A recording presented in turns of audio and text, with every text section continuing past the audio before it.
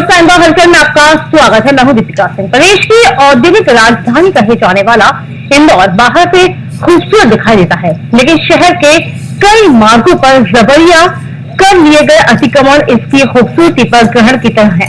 हालांकि master plan के तहत सड़कें चौड़ी की जा रही हैं और इसके दौरान कब्जे भी उजागर हो रहे हैं। आखिर शहर में वो कौन कौन से प्रमुख मार्ग हैं जहां पर अभी भी कब्जाधारियों ने शहर की शक्ल बिगाड़ रखी है और उन पर कार्रवाई क्यों नहीं होती? कई बार कार्रवाई होती है, लेकिन कुछ समय के बाद में फिर से निर्माण कर दिया जाता है, जो देखने वाला कोई नहीं है। आखिर क्या हल है शहर में फैले इन कब्जों का? इस बारे में आपको बता दें, लगातार यहाँ पर अतिक्रमण हो रहा है, शहर की खूबसूरती पर दाग लग रहा है।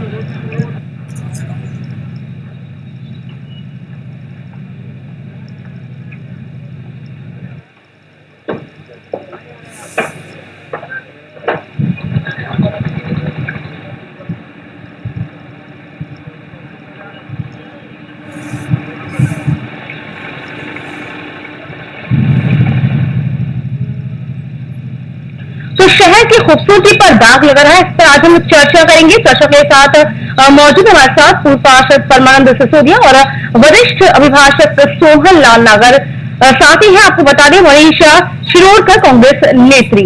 आप दोनों का बहुत बहुत स्वागत है।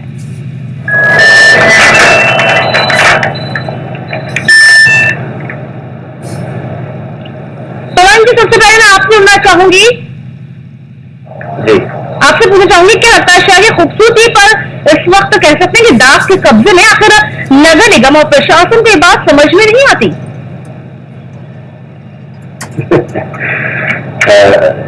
इसका मेरा सिर्फ संक्षिप्त में यही कहना है। पहली बात तो ये कि साधना न्यूज को लाभ की हो, तो इस बात के लिए बधाई देना चाहता हूँ कि शहर के एक ऐसे गंभीर मुद्दे पर उन्होंने ये चर्चा आयोजित कराई है जिसकी बहुत नितांत आवश्यकता है आज के समय में। दूसरी बात यह कि आपका जो सवाल है कि नगर निगम को, जिला प्रशासन को या शासन के जिम्मेदार लोगों को इस तरह की गतिविधियों पर कार्रवाई करना क्या समझ में नहीं आती, इसका ठीक से जवाब यदि कोई दे सकते थे तो आप उन्हीं में से किसी को और बुलाते तो बहुत अच्छा होता। लेकिन खैर बहाल वो अभी है नहीं करेंगे। यहाँ पर मेरी प्रतिक्रिया, मेरा इसके साथ साथ सीधा सीधा जवाब यह है कि नगर निगम को समझ में नहीं आती ऐसी बात नहीं है। नगर निगम को, जिला प्रशासन को और राज्य शासन को, इन सभी को यह सब चीजें बहुत अच्छे से समझ में आती है, इसीलिए इन्हें बताया जाता है। यदि नहीं समझ में आती होती तो ये बच्चे मिलना सब समझते हैं, सब जानते हैं। तो सब समझते हैं, जानते हैं, इसका मतलब ये है कि ये सारे लोग आपस में संगनमत है, एक दूसरे से मिले हुए हैं और ये कानून का सहारा लेकर कानून को बेचने का व्यापार करते हैं। एक तरफ दुहाई दी जाती कि कानून की रक्षा करना है, कानून ये सौगंध खाते हैं, शपथ दिलाई जाती है इन लोगों को, फिर चाहे मंत्री हो, महापौर हो, पार्षद हो, सांसद हो या अधिकारी हो, सब शपथ लेकर के कि हम संविधान की रक्षा करेंगे, हम देश के दबाव बनाए कानून की पूरी तरह से रक्षा करेंगे और सुगम स्वच्छ प्रशासन देंगे। लेकिन ये सब उस कानून को बेचते हैं, यहाँ बैठ करके लोग ही अपने पदों पर आते हैं, उसके बाद में उस कानून का सौदा करते हैं। सब जानते हैं कि यहाँ गलत हुआ है और हो रहा है, उसके बावजूद जो है ये सब होता रहा है और आगे भी होता रहेगा, क्योंकि व्यवस्था पूरी तरह से मतलब ध्वस्त हो गई है। कोई ऐसा बच्चा नहीं है जो जमीन के बारे में सोचता हो, मुझे तो कोई नजर नहीं आता ऐसा। चलिए सोहनलाल जी, आपको क्या लगता है, कई बार कोर्ट में याचिकाएं लगी है अतिक्रमण और कब्जों को लेकर, कोर्ट ने निगम को कई बार फटकार भी लगाई, हल नहीं निकला, अंत कहाँ जाकर होगा? मुझे लगता है कि राजनीतिक संरक्षण खत्म नहीं हो गया, तब तक कोई अतिक्रमण नहीं हटेगा। हर इलाके का पार्षद अपने आपको बादशाह समझता है, वो सोचता है कि इलाका मेरा है, इसमें मैं जिसका चाहूंगा अतिक्रमण करूंगा, जहाँ चाहे कुर्सी लगूंगा, जहाँ चाहे मकान बनूंगा। कोई एक भी दरोगा उनके खिलाफ कार्रवाई करने से डरता है, क्योंकि उनके खिलाफ अगर कार्रवाई होगी तो उनकी नौकरी चली जाएगी, इसलिए वो उससे डर के लेते हैं। इसमें कोई काम उसके अगेंस्ट जो पार्षद रहता है वहाँ का क्षेत्र का, उसके अगेंस्ट कोई काम नहीं कर पाते हैं। बिल्कुल, आपको क्या लगता है? तो मनीषा जी, आप क्या समझती हैं कि वाकई में राजनीतिक संरक्षण होता है, या वो कौन कौन से प्रमुख कारण ऐसे हैं, प्रमुख अतिक्रमण शहर में ऐसे हैं जो शहर की खूबसूरती को दाग लगाते हैं? इंदौर शहर की बात की जाए तो इंदौर शहर का राजवाड़ा जैसा स्थल है और सबसे ज्यादा ट्रैफिक जाम होता है वहीं पर, सड़क छोटी है वहीं पर, अतिक्रमण हो रहे हैं वहीं पर। लेकिन जब ये अतिक्रमण होते हैं उसी के वक्त अगर हम अधिकारी लोग और राजनीतिक अपने वोट बटोरने के लिए अगर इस जब जाग जाए, जनता के साथ खिलवाड़ नहीं करे तो अतिक्रमण होंगे ही। अतिक्रमण होने के बाद आप किसी की रोजी रोटी छीने, इससे तो अच्छा होगा कि आप अतिक्रमण होने ही नहीं दें। आप रिश्वतखोरी से बचने के लिए रिश्वत ले लेते हैं आप, और रिश्वत के तहत आप अतिक्रमण होने देते हैं, लेकिन अधिकारी लोग इसके दोषी है जो अतिक्रमण होने देते हैं। नहीं, सुहन इस तरीके से कह रहे हैं कि राजनीतिक संरक्षण भी इसमें कहीं ना कहीं मिलता है, इस बात से कितनी सहमत हैं आप?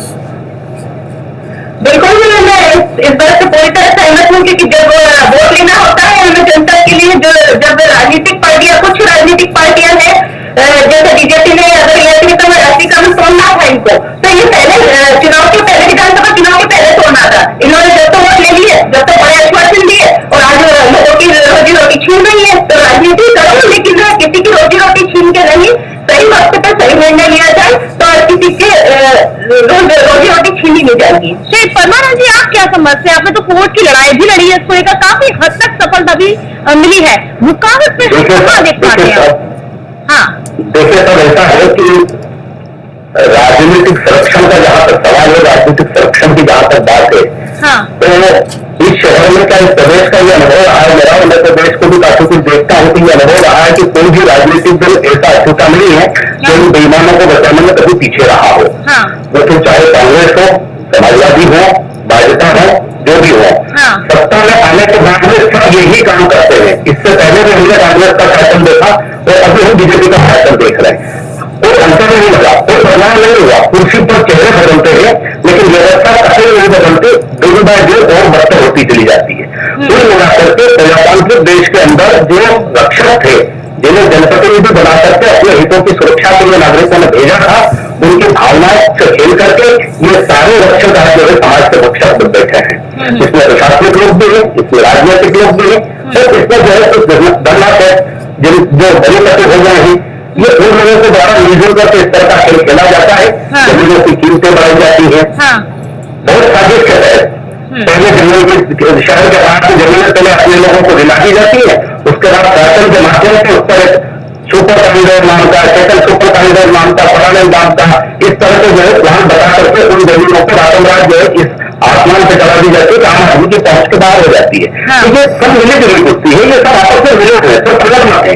तो इनमें सबसे ज्यादा दोषी यदि कोई है तो वो राजनेता है, वो किसी भी दल के राजनेता हो, चुने हुए जनप्रतिनिधि, जितने चुने हुए जनप्रतिनिधि हैं ये सर्वाधिक दोषी हैं, क्योंकि नागरिकों ने इन जनप्रतिनिधियों को इस विश्वास के साथ भेजा है कि ये उन नागरिकों के हितों की रक्षा करेंगे। लेकिन ये जाने वाले जनप्रतिनिधि जो है, ये छोटा सा पद बनाना है, उनको थोड़ा सा चलना चाहिए इन जनप्रतिनिधियों को पद बनाने के लिए। तो उस पद के चंदे को प्राप्त करने के लिए ये लोग वहां जाकर के पूरी की पूरी भेदों को काट रहे हैं, ये पूरे भेद काट रहे हैं, छोटी सी उपलब्धि के लिए, छोटी सी आवश्यकता के लिए ये जो है पूरे समाज को दाव पे लगा देते हैं। तो ये रक्षा नहीं है, भक्षण साबित हो रहा है सब मुझे व्यक्ति में। चलिए, आप मैं आपसे ये कहना चाहूंगी कि राजनीतिक, जिस तरह आपने कहा कि हर पार्टी इसमें दोषी है, हर पार्टी दोषी नहीं है। आप हर व्यक्ति कुर्सी पे आता है, तो कांग्रेस जब कुर्सी पे आई बैठी है, सत्ता में बैठी है, उन्होंने कभी किसी की रोजी रोटी नहीं छीनी है, उन्होंने अतिक्रमण कभी किसी का नहीं तोड़ा है। ये चर्चा पर आप राजनीतिक रहने देना चाह रही है, मैं इस विषय पर बात नहीं कर रहा हूँ। क्या है कांग्रेस नहीं करना चाहिए, देखिए इस तरह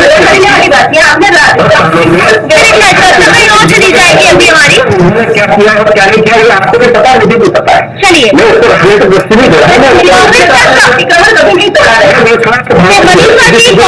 शासन भी देखा, बीजेपी का शासन हम देख रहे हैं, खेला जा रहा है। चलिए, देखा है। सुहन जी, आपको क्या लगता है आखिर निगम की नाकामी के पीछे कारण यहाँ पर क्या है? एक बार में शहर के सारे अतिक्रमण हटा क्यों नहीं दिया थे? अतिक्रमण हो रहा है तो ये अपने आप में ही गलत बात है। निगम चोर से कहते चोरी करना, साहूकार से कहते जागते रहना। सारे अतिक्रमण इन अधिकारी लोगों की संरक्षण भी होते हैं, करवाते हैं। और अभी जो है ना, ये अतिक्रमण पीढ़ी में जिनके पट्टे हैं उनके 30 साल का समय खत्म हो रहा है, उस पट्टों पे ये अपने लोगों को जमीन दिलवाएंगे तो आज उनसे कहेंगे वाला ये कमरा आपको अलर्ट कर दिया है, लेकिन बाद में आप वहां जाकर शिफ्ट हो जाओ और इसी जमीन का लाखों करोड़ों रुपए में बेचेंगे। ये चुनाव के बाद ये उनकी राजनीति है। इसी प्रकार के अतिक्रमण बताया कि अतिक्रमण वो अतिक्रमण जब अधिकारी होता है, तो जब अतिक्रमण होता है वह घरों का कार्य नहीं होता है, हर बार जाकर उनको चेक करना चाहिए कि यहाँ क्या अतिक्रमण हो रहा है कि नहीं हो रहा है। ये तो खुद ही अतिक्रमण करवाते हैं और खुद ही यहाँ नाटक करते हैं कि भाई ये अतिक्रमण हमने तोड़ा। एक बहुत महत्वपूर्ण बात मेरे ध्यान में आई है, मैं कहना चाहता हूँ। नगर पालिका निगम के पास में भवन अनुज्ञा शाखा के अंदर बिल्डिंग सेवा विभाग दस्ते के अंदर सारा अमला है, लगभग 270 लोगों का अमला है, जिसमें दरोगा से लेकर के बीआरओ, बीओ, नगर शिल्पज्ञ, सहायक शिल्पज्ञ, ऐसे हम इंदौर शहर में 16 उनके पास 17 उनके पास भवन अधिकारी हैं। एक भवन अधिकारी की पे स्केल जो है 80,000 से लेकर के 1,20,000 रुपए तक की है। हम इन चोरों को अपने पसीने का पैसा लेकर के पाल रहे हैं।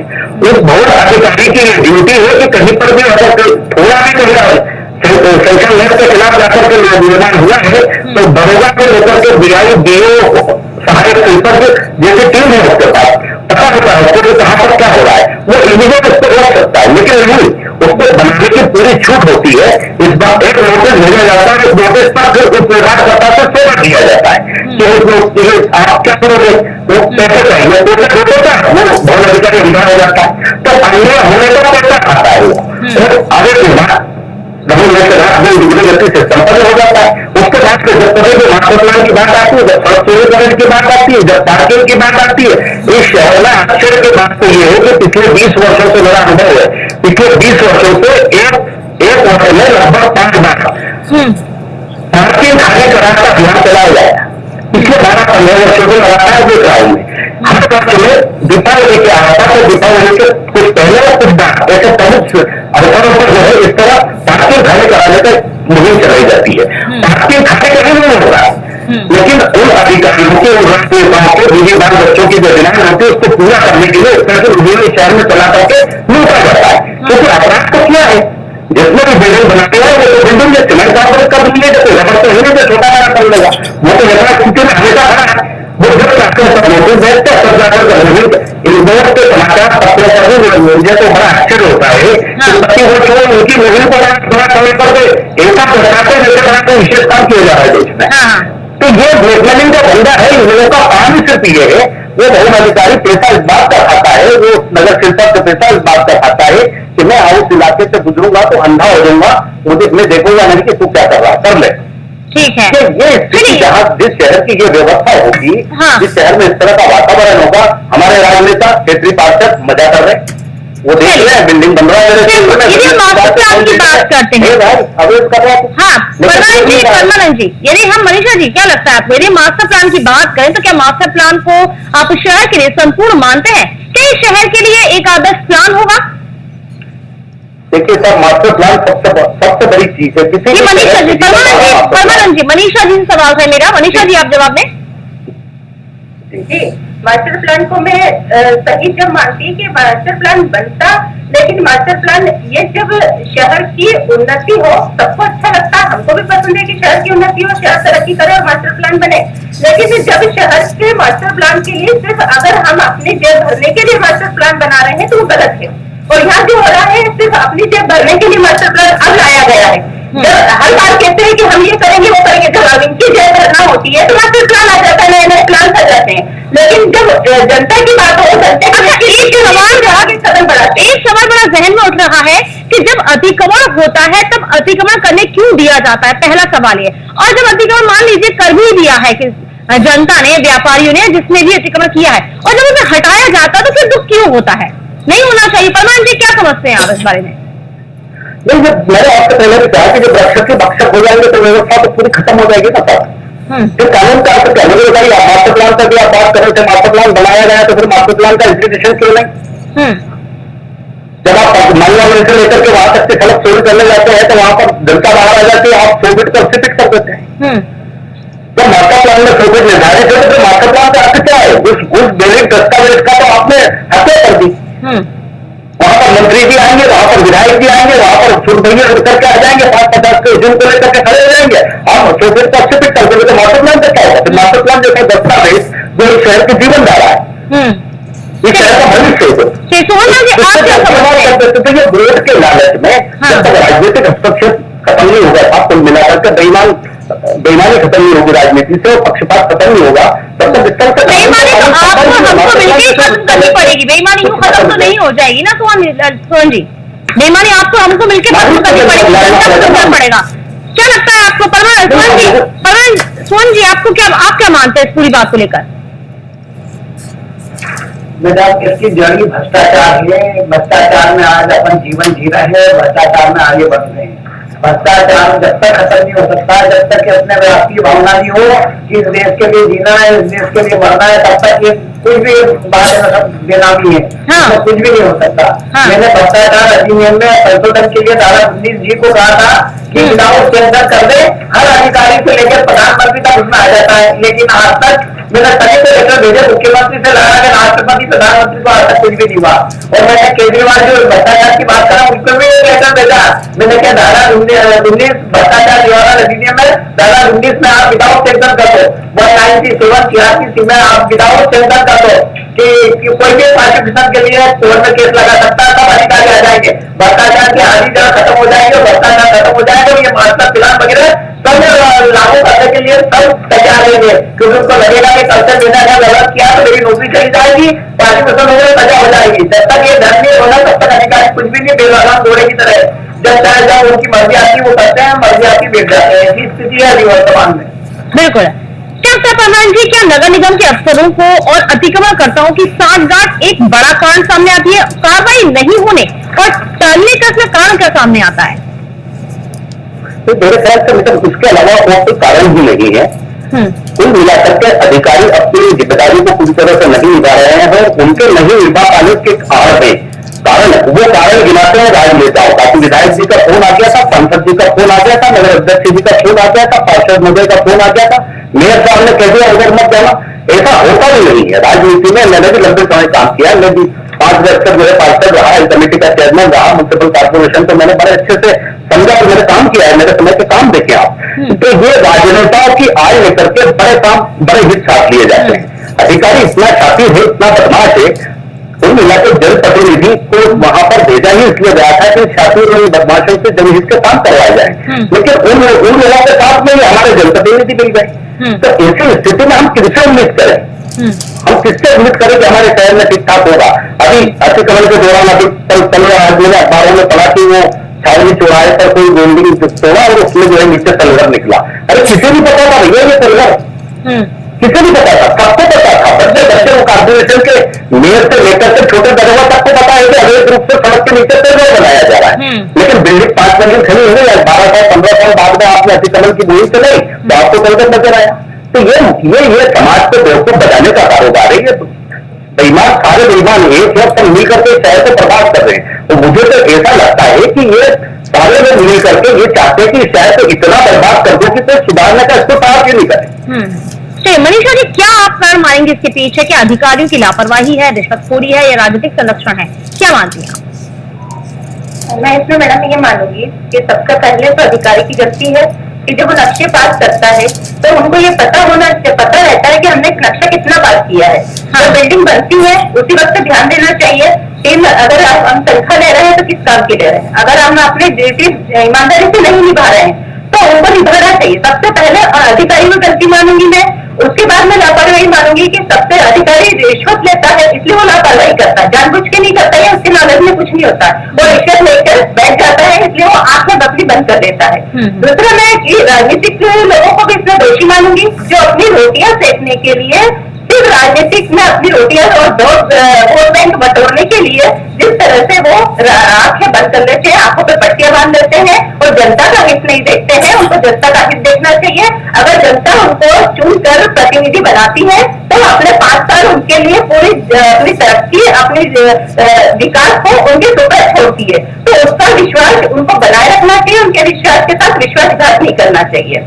अधिकारियों को इसमें सबसे पहले अधिकारियों को सजा होनी चाहिए। अगर अधिकारियों को सजा होने लगेगी तो दोबारा कोई भी अधिकारी रिश्वत लेने से डरेगा। बिल्कुल। चलिए सुमन जी, क्या मानते हैं सुप्रीम कोर्ट के आदेश के तहत विकास के नाम पर प्रशासन शहर में कहीं भी कार्रवाई कर सकता है, फिर क्यों नहीं हट पाते अतिक्रमण? मेरा इसलिए हट नहीं पाते कि चोर से कहते हैं चोरी करना, इधर से वो नोटिस देते हैं और कहते हैं कि आप हाईकोर्ट चले जाओ, हमने नोटिस आपको दिया नहीं। हाईकोर्ट क्या देती है, इनको सुनवाई का मौका दो, उसके बाद इनका आरोप पास हो। सुनवाई का मौका होता है, उसमें सब मैनिपुलेशन हो जाता है, जो पैसे वाला का पैसा देता है उसका वो अतिक्रमण कुछ होता ही नहीं है उसका, और जो पैसा नहीं देता उस बेचारे अतिक्रमण सुन जाता है, उसकी बिल्डिंग डिमोलिश हो जाती है।